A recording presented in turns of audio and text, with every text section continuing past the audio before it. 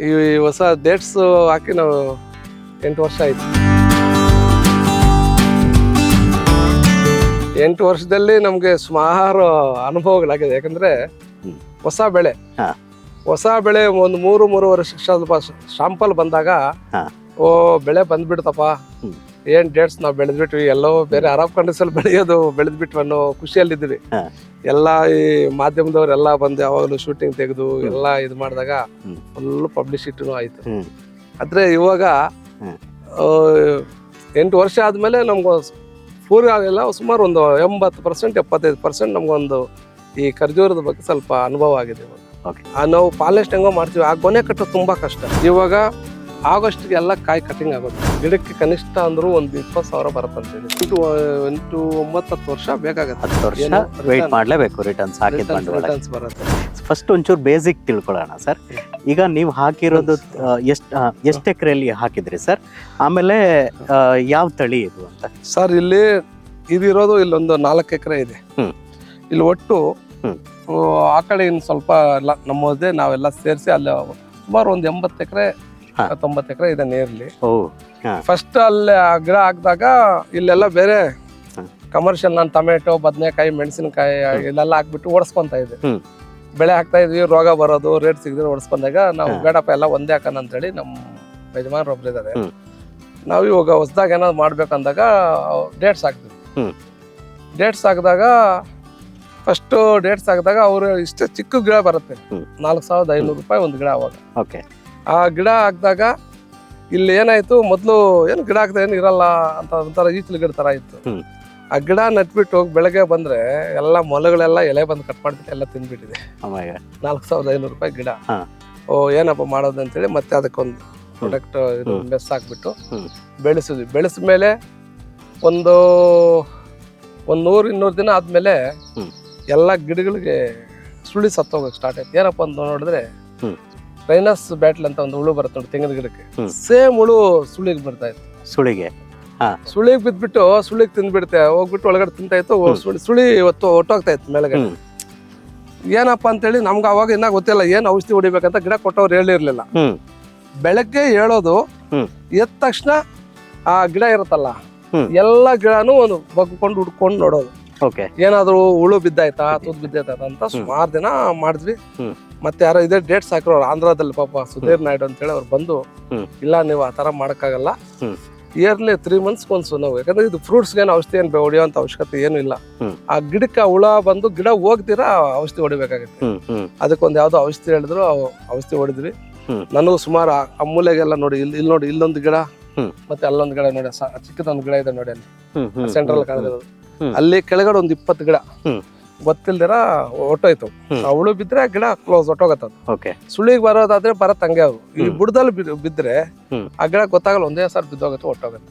4-5 ವರ್ಷ ಬೆಳೆದಿರ್ತೀವಿ, ಒಂದ್ ಗಿಡ ಒಟ್ಟೋದ್ಮೇಲೆ ಸುಮಾರು 45,000 ರೂಪಾಯಿ ಲಾಸ್ ಆಗತ್ತೆ. ಈ ತರ ಭಯ ಆಗ್ಬಿಟ್ಟು ಇವಾಗ ಸ್ವಲ್ಪ ಕಂಟ್ರೋಲ್ ಇದೆ, ಬಟ್ ವರ್ಷಕ್ಕೆ 1-2-3 ಗಿಡ ಹೋಗ್ತಾ ಇರತ್ತೆ. ಇವಾಗ ಅದೊಂದು ಇದಾಗಿದೆ. ಗಿಡ ಹೇಳಿದ್ರಲ್ಲ ಸರ್, ಒಂದಿಷ್ಟೇ ಚಿಕ್ಕದಿದೆ ಇರುತ್ತೆ ಅಂತ ಹೇಳಿದ್ರಲ್ಲ, ಇದು ಎಲ್ಲಿ ಸಿಗುತ್ತೆ ಸರ್? ನೀವು ಇದು ನಮ್ಗೆ ಕೃಷ್ಣಗಿರಿ ಧರ್ಮಪುರಿ ಹತ್ರ ಒಬ್ರು ನಿಜಾಮ್ ಅಂತೇಳಿ ಡೇಟ್ಸ್ ಕೊಡೋರು ಏಜೆಂಟ್ ಇದಾರೆ. ಅವ್ರು ಬೇರೆ ಕಡೆಯಿಂದ ಗಿಡ ತರಿಸ್ಕೊಡ್ತಾರ. ಅವ್ರ ಗಿಡ ತರಿಸ್ಮೇಲೆ ಅವ್ರ ಹತ್ರನೇ ನಾವೆಲ್ಲ ಇದ್ ಮಾಡ್ಕೊಂಡು ಅವರೇ ಕುಲಿಯಂಗ್ ಕಳ್ಸೆಲ್ಲ ಗಿಡ ಹಾಕಿದ್ರು. ಬಟ್ ಅವ್ರ ಗಿಡ ಕೊಟ್ಬಿಟ್ಮೇಲೆ ಏನ್ ಮಾಡ್ಬೇಕಂತ ಅವ್ರು ಹೇಳಿರೋದಕ್ಕೂ ಅದೇನಾಗತ್ತೆ ಅಂದ್ರೆ ಅವ್ರು ಏನ್ ಹೇಳಿರ್ತಾರೆ ಅದು ಎಲ್ಲಾ ಕಡೆ ಅನ್ವಯಿಸಲ್ಲ. ಒಂದೊಂದು ಏರಿಯಾ ವೆದರ್, ಮುಖ್ಯವಾಗಿ ವೆದರ್ ಮತ್ತೆ ಅಲ್ಲಿ ಇರೋ ಪ್ರಾಣಿ ಪಕ್ಷಿಗಳು ಅದ್ರ ಮೇಲೆ ಡಿಪೆಂಡ್ ಆಗತ್ತೆ. ಇದಕ್ಕೆ ಮುಖ್ಯವಾಗಿ ಬೇಕಾಗಿರೋದು ಖರ್ಜೂರ ನಮಗೆ ಅನುಭವ, ಹೆವಿ ಟೆಂಪರೇಚರ್, ಕೆಳಗಡೆ ನೀರು ಮೇಲ್ಗಡೆ ಬಿಸಿಲು 2 ಬೇಕು. ಕನಿಷ್ಠ ಒಂದು 40 ಮೇಲೆ ಟೆಂಪರೇಚರ್ ಇದ್ದು ಚೆನ್ನಾಗಿ ನೀರಿದ್ರೆ ಒಳ್ಳೆ ಬೆಳೆ ಬರುತ್ತೆ. ಮತ್ತೆ ಈ ಬಾವಲಿ, ಇಲಿ, ಅಲ್ಲಿಲು ಇಂಥದೆಲ್ಲ ಜಾಸ್ತಿ ಯಾಕಂದ್ರೆ ಕಾಯಿ ತುಂಬಾ ರುಚಿ ಇರುತ್ತಲ್ಲ, ಅವೆಲ್ಲ ಕಾವಲಿ ಇರಕ್ಕಾಗಲ್ಲ, ತುಂಬಾ ಕಷ್ಟ. ಅವೆಲ್ಲ ರಿಸ್ಕ್ ತಗೊಂಡು ಅವನ್ನೆಲ್ಲ ಕಂಟ್ರೋಲ್ ಮಾಡ್ಕೋಬೇಕಾಗುತ್ತೆ. ಈಗ ಟೆಂಪರೇಚರು ಮತ್ತೆ ಕೆಳಗಡೆ ತಂಪು ಅಂತ ಹೇಳಿದ್ರಿ. ತಂಪು ಅಂದ್ರೆ ನಾವು ನೀರಲ್ಲೇ ತಂಪು ಮಾಡೋದು ಮೇನ್.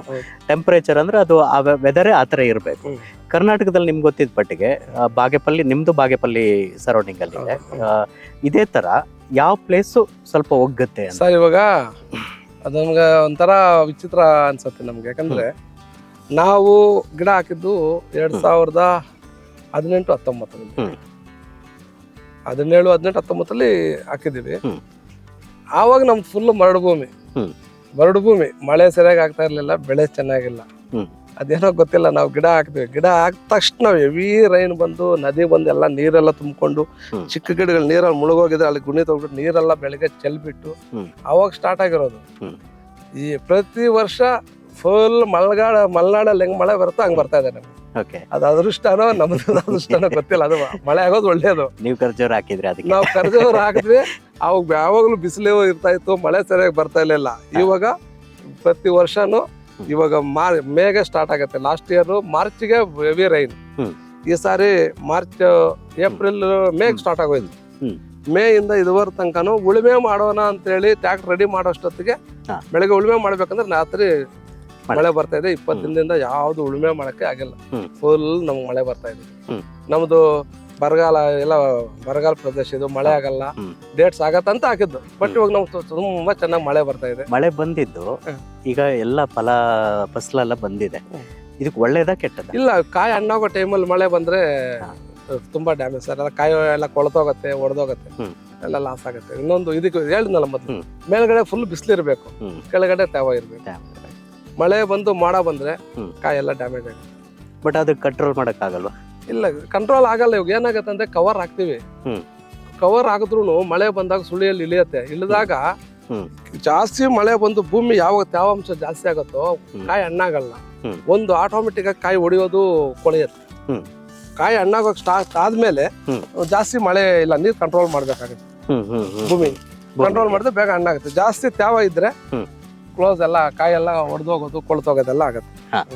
ಈಗ 1 ಎಕರೆಗೆ ಅಂತ ಸರ್ ಬೇಸಿಕ್ ಕ್ವಶನ್ ಅಂದ್ರೆ, 1 ಎಕರೆ ಇದೆಯಪ್ಪ ನನ್ನ ಹತ್ರ, ನಾನು ನಂದು ಜಾಗದಲ್ಲಿ ನಾನು ಖರ್ಜೂರ ಬೆಳಿಬೇಕು ಅಂತ ಅನ್ಕೊಳ್ಳೋರು ಎಷ್ಟು ಗಿಡ ಹಾಕ್ಬೋದು? ಅದರಲ್ಲಿ ಮೇಲ್ ಎಷ್ಟು ಇರಬೇಕು, ಫೀಮೇಲ್ ಇರಬೇಕು? ಸರ್ 100 ಗಿಡಕ್ಕೆ 10 ಗಿಡ ಮೇಲೆ ಇರ್ಬೇಕು. 60ರಿಂದ 70 ಗಿಡ 1 ಎಕರೆಗೆ ಬರುತ್ತೆ. ಏನಾಗತ್ತಂದ್ರೆ ಇವೆಲ್ಲ 1 ಎಕರೆ 1/2 ಎಕರೆ ಹಾಕಕ್ಕಾಗಲ್ಲ. ಕೆಲವ್ರು ಪಾಪ ಸರ್ ನಮ್ಗೆ 1-2 ಗಿಡ ಮನೆ ಹತ್ರ ಶೋಕ 1-2 ಗಿಡ ಕೊಡಿಸಿ, 3 ಗಿಡ ಕೊಡಿಸಿ ಅಂತ. ಆಗಲ್ಲ. ಅವು ಯಾಕಾಗಲ್ಲ ಅಂದ್ರೆ ಇದ್ರಲ್ಲಿ ಮೇಲು ಫಿಮೇಲ್ ಅಂತ ಬರುತ್ತೆ. ಮೊದ್ಲು ಮೇಲ್ದು ಫ್ಲವರ್ ಬರುತ್ತೆ, ಅದ್ರಲ್ಲಿ ಪೌಡರ್ ಸಿಗುತ್ತೆ. ಆ ಪೌಡರ್ ತಗೊಂಡು ಫಿಮೇಲ್ ಅಲ್ಲಿ ಹೂವು ಬಂದಾಗ ಪಾಲಿನೇಷನ್ ಮಾಡ್ಬೇಕಾಗುತ್ತೆ. ಆ ಟೈಮಲ್ಲಿ ಯಾವ್ದಾದ್ರು ಪೌಡರ್ ಅನ್ನೋ ಹೂವು ಬರೋದು ಡಿಫ್ರೆನ್ಸ್ ಆಗ್ಬಿಟ್ರೆ ಅದು ನಿಮ್ಗೆ ಬೆಳೆನೇ ಬರಲ್ಲ, ಬೆಳೆ ಬರೋಕ್ಕಾಗಲ್ಲ. ಪಾಲಿನೇಷನ್ ಜೇನ್ ಮಾಡಲ್ವಾ ಸರ್? ಇಲ್ಲ ಸರ್, ಇಲ್ಲಿ ಇವಾಗ ಏನಾಗ್ತಾ ಇದೆ ಅಂದ್ರೆ ಮೊದ್ಲು ನಮ್ದೆಲ್ಲ ಸುಮಾರು ಜೇನ್ ಇರ್ತಾ ಇತ್ತು. ಯಾವಾಗೆಲ್ಲ ರೈತರೆಲ್ಲ ಈ ಕ್ರಿಮಿನಾಶಕಗಳೆಲ್ಲ ನಾವು ಹೊಡಿಯೋದು ಸ್ಟಾರ್ಟ್ ಮಾಡ್ಬಿಟ್ರು, ಜೇನೆಲ್ಲ ಹುಳ ಎಲ್ಲ ಸತ್ತು ಹೋಗ್ತಾ ಇದೆ. ಓಕೆ, ಬಟ್ ನಾನ್ ಕೇಳಿದ ಮಟ್ಟಿಗೆ ಇದಕ್ಕೆ ಜೇನ್ ಒಳ್ಳೇದಲ್ಲ ಅಂದ್ರೆ, ಇದು ಪಾಲಿನೇಷನ್ ಮ್ಯಾನುವಲ್ ಮಾಡ್ಬೇಕು ಅಂದ್ರೆ ಒಳ್ಳೇದೇ. ಬಟ್ ಇದಕ್ಕೆ ಬರೀ ಜೇನುನೇ ಮಾಡಕ್ಕಾಗಲ್ಲ, ಯಾಕಂದ್ರೆ ಎಲ್ಲಾ ಒಂದೇ ಸೇರಿ ಬರ್ತಾ ಇರತ್ತೆ. ಅಷ್ಟು ಕ್ಲಿಯರ್ ಪಾಲಿನೇಷನ್ ಮಾಡಕ್ಕಾಗಲ್ಲ, ಜೇನಿಂದ ಆಗಲ್ಲ. ಅದಕ್ಕೆ ಮ್ಯಾನುವಲ್ ಆಗಿ ಮಾಡ್ಬೇಕು, ಮ್ಯಾನುವಲ್ ಮಾಡ್ಲೇಬೇಕಾಗುತ್ತೆ. ಓಕೆ, ಈಗ 100 ಗಿಡದ ಲೆಕ್ಕ 1 ಎಕರೆಗೆ ಅಲ್ವಾ? 60ರಿಂದ 70. 60ರಿಂದ 70. ಡಿಸ್ಟೆನ್ಸ್ ಎಲ್ಲ ಯಾವ ತರ ಸರ್? 25 ಆದ್ರೆ ಸಾಕು. 25 ಸಾಕತ್ತ? ಅಂದ್ರೆ ಅದ್ರ ರೆಕ್ಕೆ ತಡಿಬಾರ್ದು, ಪರವಾಗಿಲ್ಲ. 25 ಇಟ್ಕೊಂಡ್ರೆ ಸಾಕು. 30 ಆದ್ರೆ ಜಾಸ್ತಿ ಡಿಸ್ಟೆನ್ಸ್ ಬರುತ್ತೆ. ಇದು ಯಾವ್ದು ತಳಿ ಸರ್? ಸರ್ ಬರಿ ಅಂತ ಇದು. ಇಲ್ಲಿ ನಿಮ್ಮ ಹತ್ರ ಇರೋದು ಎಲ್ಲ ಬರಿನಾ? ಎಲ್ಲ ಬರಿ ಇದೆ.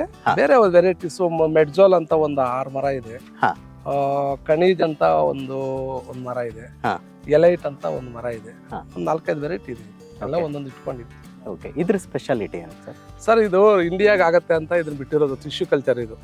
ಇದೆಲ್ಲ ಯಾಕಂದ್ರೆ ಇವಾಗ ಮೆಡ್ಜೋಲ್ ಅಜ್ಬಾ ಬರುತ್ತಲ್ಲ, ಅವೆಲ್ಲ ಡ್ರೈ ಆಗ್ಬೇಕು, ಹೆವಿ ಟೆಂಪರೇಚರ್ ಬೇಕು. ಹೌದು, ಅವು ಇಲ್ಲಿ ನಮ್ಮ ವೆದರ್ಗೆಲ್ಲ ಮೇ ಜೂನ್ಗೆಲ್ಲ ಮಳೆ ಸ್ಟಾರ್ಟ್ ಆಗತ್ತಲ್ಲ, ಅದಕ್ಕೆ ಹಣ್ಣಾಗೋ ತನಕ ಬಿಡಲ್ಲ. ಟೆಸ್ಟಿಂಗ್ ಆಗ್ಬಿಟ್ಟು ಎಲ್ಲ ಯೆಲ್ಲೋ ಕಲರ್ ಬರುತ್ತೆ. ಯೆಲ್ಲೋ ಕಲರ್ ಆಗಿ ಬಂದಾಗ ಫ್ರೆಶ್ ಆಗಿ ಹಂಗೆ ಕಟ್ ಮಾಡಿ ಹಂಗೆ ತಿನ್ನೋದು. ಇದು ಇವು ಡ್ರೈ ಮಾಡಲ್ಲ. ಅದಕ್ಕೆ ನಮ್ಮ ಇದಕ್ಕೆ ಇಂಡಿಯಾಗೆ ಈ ವೆದರ್ ಶೂಟ್ ಆಗತ್ತಂತ ಬಿಟ್ಟಿದ್ದಾರೆ. ಬಟ್ ಮಳೆ ಬಂದ್ರೆ ಇದು ಕೂಡ ರೇಟ್ ಆಗತ್ತೆ ನೋಡಿ. ಆ ತರ ಅಲ್ಲ ಐತಲ್ಲ ಯೆಲ್ಲೋ ಕಲರ್, ಆ ತರ ಆದ ತಕ್ಷಣ ತಿನ್ನೋದಷ್ಟೇ. ಅಲ್ಲಿದೆ ನೋಡಿ, ಇಲ್ಲಿದೆ, ಅಲ್ಲಿ ಯೆಲ್ಲೋ ಕಲರ್ ಇದೆ. ಆ ತರ ಯೆಲ್ಲೋ ಕಲರ್ ಬರುತ್ತೆ. ನಿಮ್ಗೆ ಈ ಖರ್ಜೂರದ ಐಡಿಯಾ ಬಂದಿದ್ದೆ ಯಾಕೆ ಸರ್? ಸರ್ ಏನೋ ಹೊಸದಾಗಿ ಮಾಡ್ಬೇಕು ಅಂತ ಅಷ್ಟೇ. ಯಾಕಂದ್ರೆ ಟೊಮೆಟೊ, ಆಲೂಗಡ್ಡೆ ಹಾಕಿ ಎಲ್ಲ ಔಷಧಿ ಕೊಡೋದು ನಮ್ಗೆ ಸ್ವಲ್ಪ ಹೆಲ್ತ್ ಅಪ್ಸೆಟ್ ಆಯ್ತು.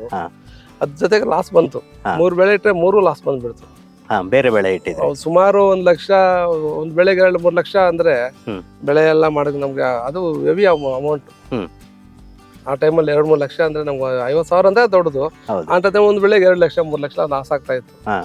ಅದಕ್ಕೆ ಬೇಡ ಅಂತ ಹೇಳ್ಬಿಟ್ಟು ನಮ್ಮವ್ರು ಇದೆಲ್ಲ ಹಾಕ್ತಿವಿ ಅಲ್ಲಪ್ಪ ಏನೋ ತೋಟ ಮಾಡೋಣ, ಏನೋ ಒಂದು 5-6 ವರ್ಷ ಇದು ಮಾಡ್ಕೊಂಡ್ರೆ ಮತ್ತೆ ಏನಷ್ಟು ಬರುತ್ತೆ ಅಂತ ಇದು ಮಾಡಿದ್ವಿ. ಇವಾಗ ಬೆಳೆ ಮೇಂಟೆನೆನ್ಸ್ ತುಂಬಾ ಕಷ್ಟ ಸರ್. ಒಂದು ಅನ್ಸಿದನಲ್ಲಿ 9 ಲಕ್ಷ ಬಂದಿದೆ. ಇವಾಗ ಮಳೆ ಏನಾದ್ರು ಸ್ವಲ್ಪ ಜಾಸ್ತಿ ಬಂದು ಏನೋ ಏಟ್ ಆಗದಿರ ಇದ್ರೆ ಇನ್ನೂ ಒಂದು 11 ಲಕ್ಷ ಬರುತ್ತೆ. ಅವರೇಜ್ 1 ಎಕರೆಗೆ ಒಂದು 5 ಲಕ್ಷ ಬಂದಂಗೆ ಹೋಗುತ್ತೆ, ಒಂದು 5-6 ಲಕ್ಷ ಖರ್ಚು ಹೋಗುತ್ತೆ. ಬಟ್ ಕಷ್ಟ, ಹೆವಿ ರಿಸ್ಕ್ ಇದೆ ಸರ್. ಈಗ ಜನರಲ್ ಆಗಿ ಈಗ ಜನರ ಪ್ರಶ್ನೆ ಇರೋದೇನಂದ್ರೆ ಎಷ್ಟು ಬಂಡವಾಳ ಬೇಕಾಗುತ್ತೆ ಅನ್ನೋದು ಒಂದು ಬರುತ್ತೆ.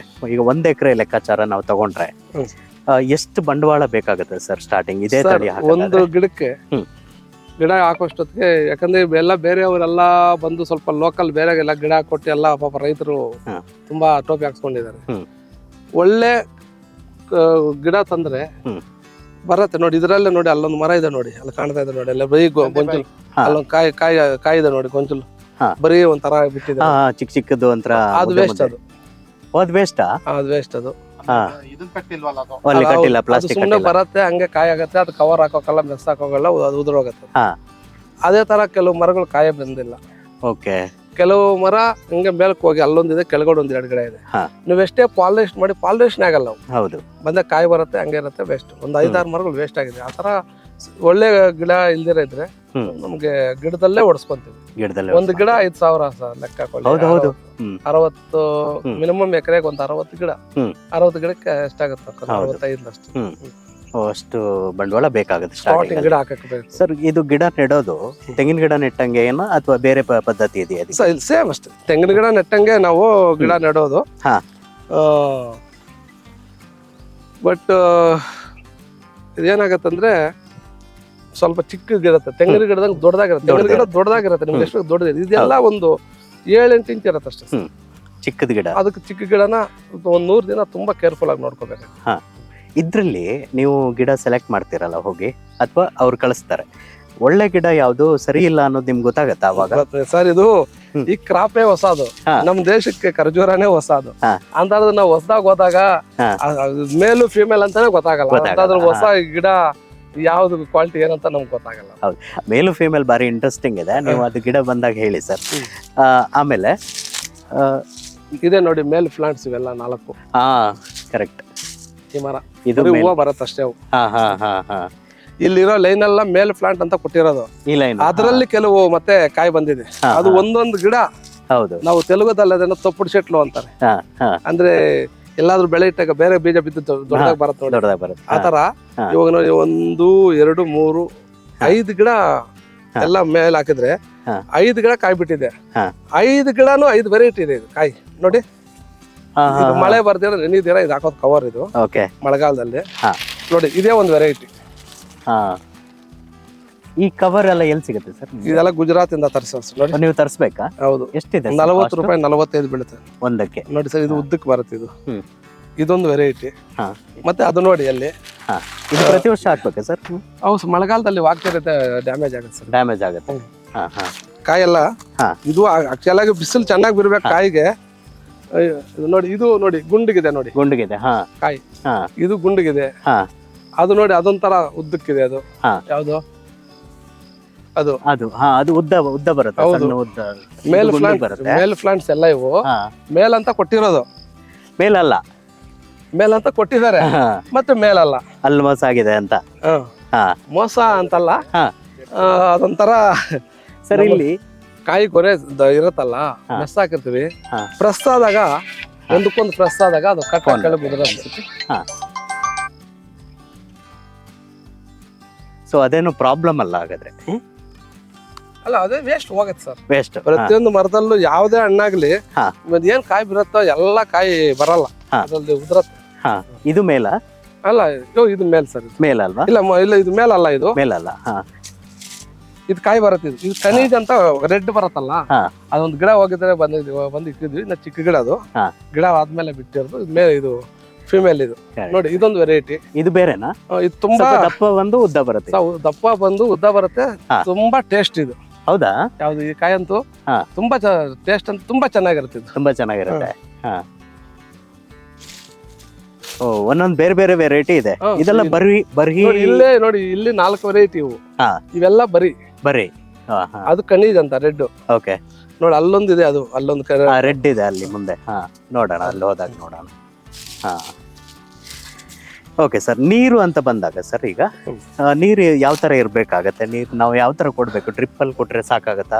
ಸರ್ ಇಲ್ಲ ನೀರು ಹಾಯಿಸ್ಬೇಕಾ? ನೀವು ಯಾವ ತರ ಕೊಡ್ತೀರಾ ಅನ್ನೋದು ಮುಖ್ಯ ಅಲ್ಲ. ಹಾ. ಗಿಡಕ್ಕೆ ಬೇಸಿಗೆ ಕಾಲದಲ್ಲಿ ನೀರು ಜನವರಿ ಏನ್ ನೀವು ಕಾಯಿ ಹೂವು ಬರತ್ತಲ್ಲ, ಹಾ. ಹೂವು ಬಂದು ಆ ಕಾಯಿ ಒಂದು ಅರ್ಧ ಒಂದು 25% ಹಣ್ಣಾಗೋ ತನಕ ಫುಲ್ ನೀರ್ಬೇಕು. ಹಾ. ಬಿಸಿಲು ನೀರು ನೀರು ಇಂಪಾರ್ಟೆಂಟ್. ಈಗ ಸಡನ್ ಆಗಿ ಮಳೆ ಬಂತಂದ್ರೆ ಕಂಟ್ರೋಲ್ ಮಾಡೋದು ಹೇಗೆ ನಾವು? ಅದು ದೇವ್ರಿಗೆ ಬಿಡೋದಾ?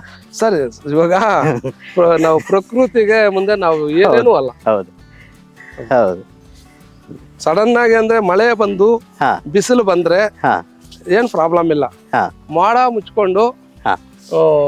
ಜಾಸ್ತಿ ಮಳೆ ಬಂದು ಜಡಿ ಮಳೆ ತರ ಬಂದು ಮೋಡ ಕಾಯಿ ಹಣ್ಣಾಗೋ ಟೈಮಲ್ಲಿ ಹಾ.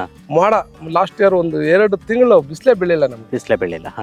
ಹೌದು, ನಮ್ಗೆ Last year, ಹೌದು. ಮಾರ್ಚ್ ಆಗೋದ್ಮೇಲೆ ಏಪ್ರಿಲ್ ಮೇ ಜೂನ್ ಮಳೆಗಾಲನೇ ಇರ್ಲಿಲ್ಲ ಈ ಭಾಗದಲ್ಲಿ. 4 ತಿಂಗಳು ಬಿಸಿಲೇ ಇಲ್ಲ, ಯಾವಾಗ್ಲೂ ಮಳೆನೇ ನಮ್ಗೆ. ಹೌದು. ಅಂತ ಟೈಮ್ನಲ್ಲಿ ಇದೆ ಅಲ್ಲ, ಹಾ. ಎಲ್ಲ ಬೆಳೆಗಳು ಹಾಳಾಗುತ್ತೆ ಮಳೆ ಜಾಸ್ತಿ. ಓಕೆ. ಇದಕ್ಕೆ ಗೊಬ್ಬರ ಅಂತ ಬಂದ್ರೆ ಸರ್, ಹ್ಮ್.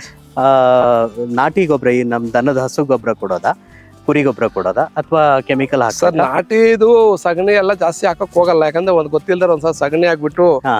ಆ ಸಗಣಿ ಸ್ಮೆಲ್ಗೆಲ್ಲ ಹುಳು ಬಂದು ಹಾ. ತಿಂದು ಎಲ್ಲ ಗಿಡಗಳೆಲ್ಲ ಡ್ಯಾಮೇಜ್ ಆಯ್ತು ನಮ್ದು. ಅವ್ರು ಹೇಳಿದೆ. ಹಾ. ಅದಕ್ಕೆ ನಾವ್ ಏನ್ ಮಾಡ್ತೀವಿ ಅಂದ್ರೆ ಕೆಮ್ಮಣ್ಣು ಹ್ಮ್. ಲಾಸ್ಟ್ ಈ ಸಾರಿ ಏನು ಹಾಕಿಲ್ಲ. ಹ್ಮ್. ಗೊಬ್ಬರನೂ ಇಲ್ಲ, ಮಣ್ಣು ಇಲ್ಲ, ಇದು ಫರ್ಟಿಲೈಸರ್ ಅಂತ ಏನು ಏನೂ ಹಾಕಲ್ಲ, ಕೊಡ್ಲಿಲ್ಲ. ಸಾಮಾನ್ಯವಾಗಿ ಏನು ಹಾಕಲ್ಲ, ಹ್ಮ್. ಹಾಕಿಲ್ಲ. ಹ್ಮ್. ಒಂದೇ ಒಂದ್ ಸಾರಿ ಏನೋ 8 ವರ್ಷದಲ್ಲಿ ಕಾಂಪ್ಲೆಕ್ಸ್ 1 kg ಹಾಕಿದೀವಿ. ಹಾ. 26. ಹ್ಮ್. ಅದು ಬಿಟ್ರೆ ಬೇರೆ ಫರ್ಟಿಲೈಸರ್ ಏನು ಯೂಸ್ ಮಾಡಲ್ಲ. ಹ್ಮ್. ಈ ಸಾರಿ ಈ ವರ್ಷ ಈ ಬೆಳೆಗೆ ಬಂದೈತಲ್ಲ, ಏನು ಗೊಬ್ಬರ ಹಾಕಿಲ್ಲ. ಗೊಬ್ಬರ ಹಾಕಲ್ಲ. ಫರ್ಟಿಲೈಸರ್ ಇಲ್ಲ, ಗೊಬ್ಬರ ಏನು ಹಾಕಿಲ್ಲ. ಹ್ಮ್. ಇವಾಗ ಆಲ್ರೆಡಿ ಹಾಕಿಲ್ವಲ್ಲ, ಅದಕ್ಕೆ ಮೊನ್ನೆ ಸ್ವಲ್ಪ ಮಿಸ್ಟೇಕ್ ಆಗಿ ಹಾಕಿಲ್ಲ. ಅದಕ್ಕೆ ಇವಾಗ ಆಲ್ರೆಡಿ ಕೆಮ್ಮಣ್ಣು, ಹ್ಮ್. ಕುರಿ ಗೊಬ್ಬರ, ಹ್ಮ್. ದನದ ಕೊಟ್ಟಿಗೆ ಗೊಬ್ಬರ ಮತ್ತೆ ಕೋಳಿದು ಹ್ಮ್. 3 ಮಿಕ್ಸ್ ಮಾಡಿ ಆವಾಗಲೇ ಒಂದು 30 ಲೋಡ್ ಸ್ಟಾಕ್ ಮಾಡಿದ್ವಿ. 30 ಲೋಡ್ ಸ್ಟಾಕ್ ಮಾಡಿದ್ರೆ ಕೋಳಿ ಗೊಬ್ಬರ ಎಷ್ಟಿರುತ್ತೆ ಸರ್ ಸರ್, ರೋಡ್ಗೆ? ಸೊ ಕೋಳಿ ಗೊಬ್ಬರ ಬಂದು 10,000 ರೂಪಾಯಿ ಒಂದು ಲೋಡ್ ಇಲ್ಲ. ಒಂದು tractor load, lorry load? Tractor load. ಕುರಿ ಗೊಬ್ಬರ? ಕುರಿ ಗೊಬ್ಬರ ಸರ್ ಟ್ರ್ಯಾಕ್ಟರ್ ಬಾಡಿಗೆ ಬಿಟ್ಟು 6,000 ರೂಪಾಯಿ ಅಲ್ಲೇ, ಬಾಡಿಗೆ 700 ರೂಪಾಯಿ ಲೇಬರ್, ಹಾ. 1,000 ರೂಪಾಯಿ ಬಾಡಿಗೆ, ಬಾಡಿಗೆ. ಅದು 8,000 ರೂಪಾಯಿ ಅದು ಬೀಳುತ್ತೆ. ಕುರಿ ಗೊಬ್ಬರ. ಹಸುನ್ ಗೊಬ್ಬರ ಆದ್ರೆ ಇನ್ನೊಂದು 1,000 ರೂಪಾಯಿ ಕಮ್ಮಿ. 1,000 ರೂಪಾಯಿ ಕಡಿಮೆ. ಹಸುದೇ ಕಡಿಮೆ ಆಗುತ್ತೆ. ಹೌದು. 3 ಒಟ್ಟಿಗೆ ಹಾಕ್ಬೋದಾ? ಮೂರು ಮಿಕ್ಸ್ ಮಾಡಿದ್ವಿ. ಮಿಕ್ಸ್ ಮಾಡೇ ಹಾಕ್ಬೇಕಾ? ಅಲ್ಲ ಇಷ್ಟ ಹಾಕ್ಬೋದು. ಅವ್ರವ್ರ ಇಷ್ಟ. ಇವಾಗ ನಾವು ಕೋಳಿ ಲಾಸ್ಟ್ ಇಯರ್ ಬರೀ ಕೋಳಿ ಗೊಬ್ಬರ ಕೆಮ್ಮಣ್ಣು, ಕೋಳಿ ಗೊಬ್ಬರ ಕೆಮ್ಮಣ್ಣು ಮಿಕ್ಸ್ ಮಾಡಿ. ಹ್ಮ್. ಕೋಳಿ ಗೊಬ್ಬರ ಅಂದ್ರೆ ಲೇಯರ್ ಬರ್ತಾ ಮೊಟ್ಟೆ ಇಡತ್ ನೋಡಿ, ಹೌದು ಹೌದು. ಅಲ್ಲಿ ಇದು ಭತ್ತದ ಒಟ್ಟಿರಲ್ಲ, ಹಾ. ಬರೀ ಕೋಳಿ ಇದೇ ಇರುತ್ತೆ. ಹೌದು ಅದಕ್ಕೆ ಕೆಮ್ಮಣ್ಣು ಅದು ಮಿಕ್ಸ್ ಮಾಡಿ ಹಾಕಿದ್ವಿ. ಹೌದು. ಈ ಸಾರಿ ಕುರಿ ಗೊಬ್ಬರ, ದನದ ಗೊಬ್ಬರ, ಹ್ಮ್. ಮತ್ತೆ ಇದು ಕೋಳಿದು ಕೋಳಿದು. ಎಲ್ಲ ಮಿಕ್ಸ್ ಮಾಡಿ. ಕೋಳಿದು ಹೀಟ್ ಅಂತಾರಲ್ಲ ಸರ್, ಇದು ಪರವಾಗಿಲ್ವಾ? ಇದು ಆದ್ರೆ ಅಂದ್ರೆ ಈಗ ಈ ಫಾರಂ ಕೋಳಿದು ಇವೆಲ್ಲ ಬರುತ್ತಲ್ಲ ಸರ್, ಇವಾಗೆಲ್ಲ 30 ದಿನಕ್ಕೆ 35 ದಿನಕ್ಕೆ ಕೋಳಿ ಹೌದೌದು ಹೌದು. ಬರೀ ಭತ್ತದ ಹೊಟ್ಟೆ ಇರುತ್ತೆ, ಹಾ. ಅದ್ರಲ್ಲಿ ಏನು ಗೊಬ್ಬರನೇ ಇರಲ್ಲ. ಗೊಬ್ಬರ ಇರಲ್ಲ. ಇರಲ್ಲ. ಇನ್ನೊಂದು, ಹ್ಮ್. ಈ ಗಿಡಕ್ಕೆ ಈಟೇ ಬೇಕು. ಹ್ಮ್. ಈಟ್ ಇದ್ರೆ ಏನ್ ತೊಂದ್ರೆ ಇಲ್ಲ. ಹಾ. ಯಾವ ಟೊಮೆಟೊ ನಮ್ ಮಾಮೂಲಿ ನಮ್ ಕಮರ್ಷಿಯಲ್ ಕ್ರಾಪ್ಸ್ ಆದ್ರೆ ಹ್ಮ್. ಅದು ಗೊಬ್ಬರ ಹಾಕಿದಾಗ ನೀರ್ ಕಮ್ಮಿ ಹಾಕಿದ್ರೆ ಸ್ವಲ್ಪ ಒಣಗತ್ತೆ ಅಂತ ಅಷ್ಟೇ, ಇನ್ನೇನ್ ತೊಂದ್ರೆ ಆಗಲ್ಲ, ಒಳ್ಳೆ ಇದಾಗುತ್ತೆ. ಹ್ಮ್. ನಮ್ ಗಿಡಕ್ಕೆ ಏನ್ ತೊಂದ್ರೆ ಇಲ್ಲ, ಯಾವ್ದಾದ್ರು ಹಾಕ್ಬೋದು. ಎರೆ ಗೊಬ್ಬರನು ಹಾಕ್ಬೋದು ಸರ್? ಎರೆಹುಳ ಗೊಬ್ಬರ ಯಾವ್ದಾದ್ರು ಹಾಕ್ಬೋದು. ಬಟ್ ಎರೆ ಗೊಬ್ಬರ ಎಲ್ಲ ನಾವು ಇನ್ನ ಹಾಕಕ್ ಹೋಗಿಲ್ಲ, ಕಾಂಪೋಸ್ಟ್ ಹಾಕಿದ್ದು ಮೊದ್ಲು. ಹಾ. ಅದ್ರ ಜೊತೆಗೆ ನಾವ್ ಇಲ್ಲ ಹಾಕಿಲ್ಲ, ಬೇರೆ ಕಡೆ ಒಂದ್ಸಾರಿ ವಿಜಯವಾಡದಿಂದ ಮತ್ತೆ ದಾವಣಗೆರೆಯಿಂದ ಕಬ್ಬಿಂದ ಇದು ಬರುತ್ತೆ ನೋಡಿ, ಹ್ಮ್. ಅವೆಲ್ಲ ಹಾಕಿದ್ದಾರೆ. ಬಟ್ ನಾನೇನ್ ಹಾಕಿಲ್ಲ, ನಾನು ಮಾಮೂಲಿ ನಾರ್ಮಲ್ ಗೊಬ್ಬರ ಹಾಕ್ತಾ ಇದ್ದೆ. ಈ ವರ್ಷ ಏನು ಗೊಬ್ಬರ ಹಾಕಿಲ್ಲ, ಅದಕ್ಕೆ ಸ್ವಲ್ಪ ಗಿಡ ನನಗೆ ಹಾ. ಏನೋ ಬೇಕಾಯ್ತಾನೋ ಗೊಬ್ಬರ ಹಾಕ್ಲಿಲ್ಲ ಅನಿಸ್ತಾ ಇದೆ. ಓಕೆ.